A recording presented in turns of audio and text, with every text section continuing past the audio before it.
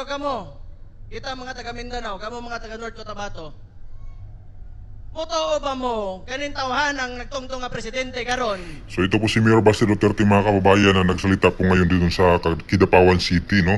At tinanong niya yung mga tao kung may tiwala ba po sila kay Presidente Marcos.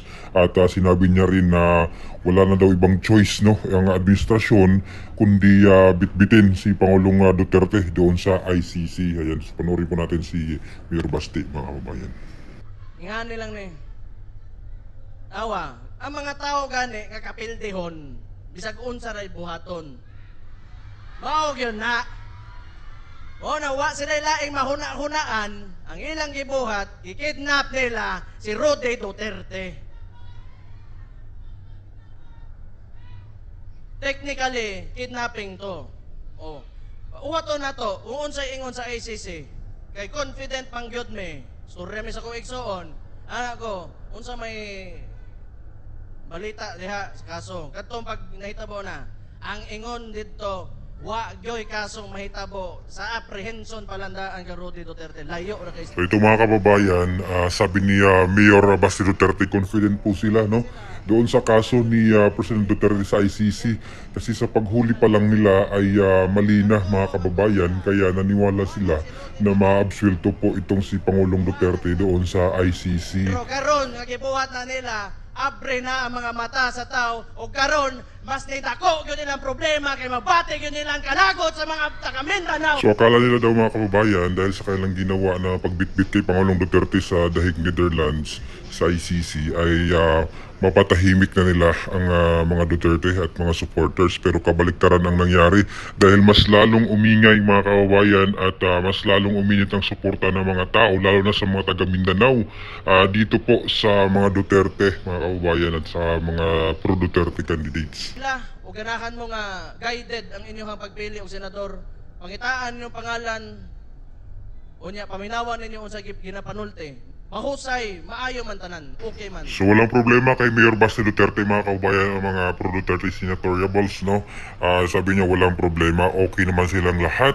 Kaya i-encourage niya yung mga tao, lalo na yung hindi pa masyadong kilala, no?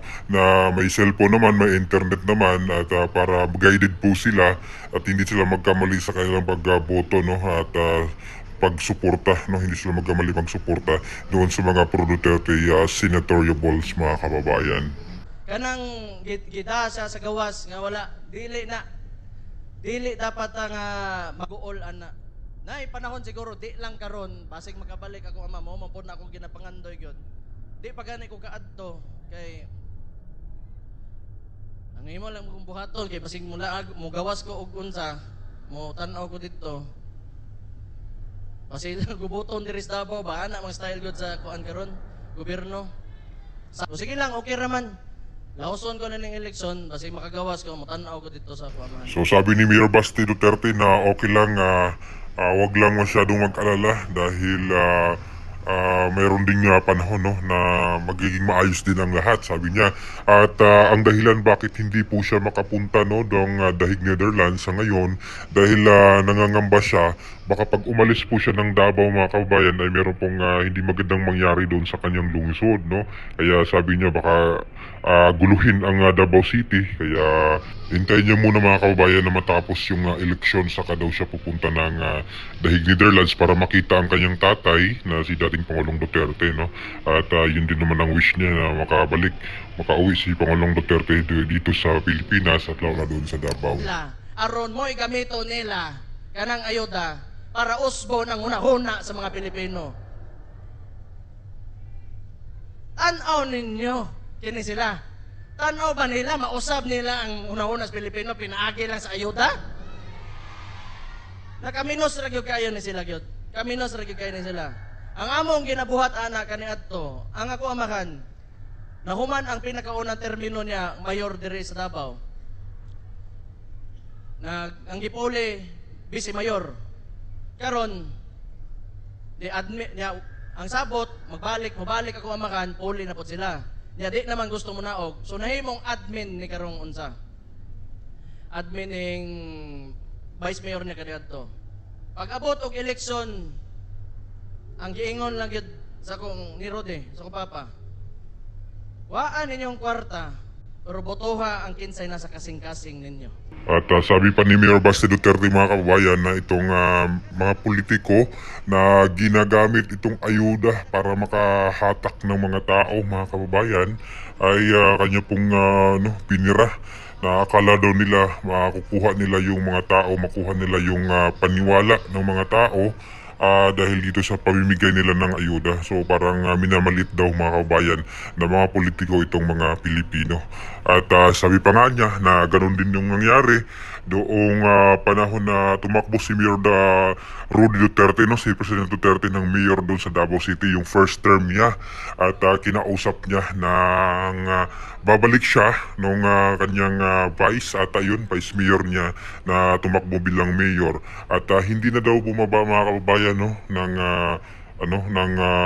or ayaw nang umalis doon sa pagka-mayor, kaya sinabi ni Mayor Duterte noon ni PRRD na sige lang tanggapin niyo yung pera pero iboto niyo yung nasa puso ng mga tao. Kaya yun po yung nangyari mga kababayan. No? Parang nirelate ni Mayor Duterte yung nangyayari noon sa ngayon no? Dahil dyan sa mga pamimigay ng ayuda ng mga politiko para manatili sila sa pwesto no? At para muli silang suportahan ng mga tao.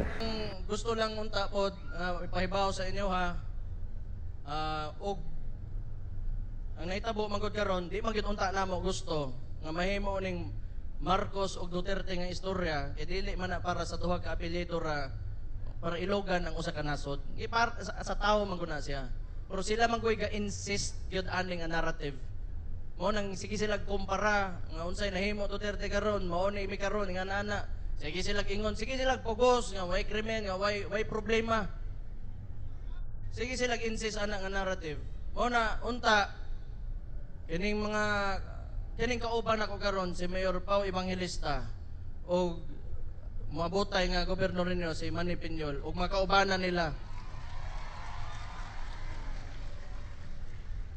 Maoning mga tao nga wa mo biya kang Rudy Duterte, timan-in ninyo.